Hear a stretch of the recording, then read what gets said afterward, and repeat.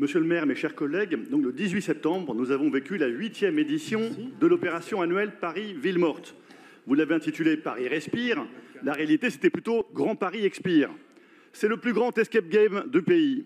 Le défi, rentrer chez soi. La règle du jeu, c'est la même chaque fois.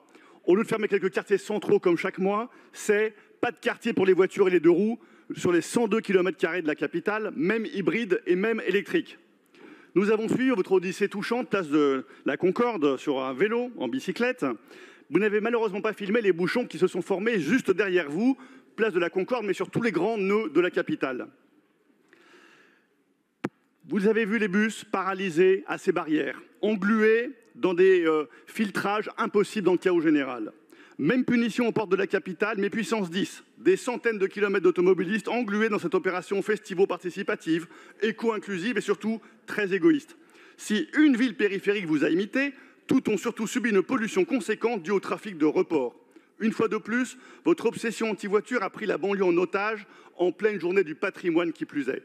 On croyait avoir un libertaire avec vous, on a un adjoint à la voirie adepte des barrières, des filtrages, des vignettes et des papiers à montrer à des agents de sécurité pas formés.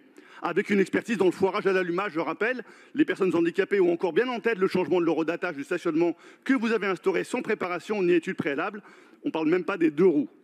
Dommage que vous mettiez plus de talent à lutter contre les livreurs, les VTC et les voitures qu'à développer un plan cohérent et sûr pour la pratique du vélo à Paris.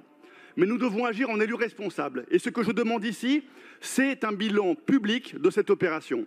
Avez-vous eu recours aux agents municipaux, mais aussi à des vacataires embauchés pour l'occasion? Et à quel salaire? À des organismes privés de sécurité?